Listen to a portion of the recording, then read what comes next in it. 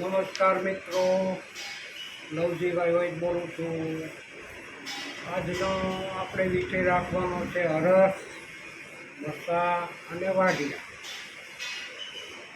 પેટ બગડવાથી રોગ થાય છે એ કોઈ હરસ, મસા કે વાઢિયા કોઈ સ્વતંત્ર ગુદાનો રોગ નથી.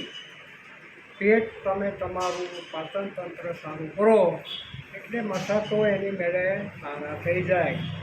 એમાં કાંઈ ઓપરેશન કરાવવું પડે એવું નથી. વગર ઓપરેશને દવા ખાવાથી 15 દિવસમાં હરસ, મસા અને વાઢિયા સારા થઈ જાય છે. તો હું દવાના નામ આપું છું. હવે પ્રથમ જે તૈયાર દવા મળે છે એના નામ આપું છું. પછી જે ચૂર્ણો મળશે એ ચૂર્ણો 25-25 ગ્રામ જે એની માત્રા લેવાતી હોય એ પ્રમાણે હું તમને માર્ગદર્શન આપવાનો છું. અને જે દવા તૈયાર મળે છે આયુર્વેદિક સ્ટોરમાં એના નામ હવે હું બોલું છું. એ તમને ન સમજાય તો મને જાણ કરજો, બરાબર છે? 1 ડબ્બી અગ્નિતુંડી વટી, 1 ડબ્બી શંખવટી, 1 ડબ્બી ચિત્રકાદી વટી, 1 ડબ્બી ક્રવ્યાદ રસ, 1 ડબ્બી અષ્ટકુઠાર રસ, 1 ડબ્બી અર્શોગધની વટી, 1 ડબ્બી આરોગ્યવર્ધિની. પછી પાવડરમાં આવે છે તૈયાર દવામાં નમક સુલેમાની 100 ગ્રામ, 50 ગ્રામ કે 100 ગ્રામ મેઘવાસ્તક ચૂર્ણ લઈ લેવાનું છે. હવે મિત્રો, જે તૈયાર દવાઓની ડબ્બીઓ છે એને મિક્સરના નાના કટોરામાં મિક્સર હાંકી એને પાવડર કરી દેજો. અને પછી હું જે તમને આગળ બતાવું છું તૈયાર પાવડરો મળે છે એ પણ એની અંદર મિક્સ કરી દેવાના છે, બરાબર?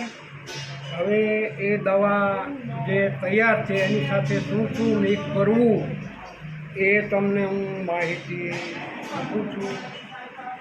શેકેલા ઇન્દ્રજવ લઈ લેવાના 20 ગ્રામ, 20 ગ્રામ પહાડમૂળ લઈ લેવાના છે, 20 ગ્રામ કાચકાનો પાવડર લઈ લેવાનો છે. આટલાવાના મિક્સ કરી દેજો. અને પહેલી જે પાવડર કરેલો તૈયાર દવાનો એની સાથે મિક્સ કરી દેજો.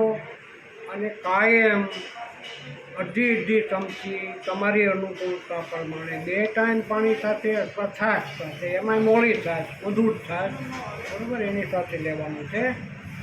અને પછી ખાવામાં હું જે પરેજી તમને બતાવું છું એમાં ખાસ ધ્યાન રાખો. દવા તો તમે નહીં લો ને તો પણ સારું થઈ જાય. હું તમને એવી પરેજી બતાવું છું. આહાર વિહારમાં મેન શું ખાવું? છાશ ખૂબ લેવી, મીઠી અને મધુર. ખીચડી છે, ભાત છે, હળવા ખોરાક ખાવા, ઉજાગરા ન કરવા, તળેલું ન ખાવું, લીલા મરચાં ન ખાવા, ડુંગળી ઓછી ખાવી. એ પછી વાલ, કોળી, તળેલા મરચાં, ભજીયા, ગોટા. અને ખાસ કરીને ઉજાગરો ન કરવો. ઉજાગરો કરવાથી પેટ બગડી જાય અને મસા થાય.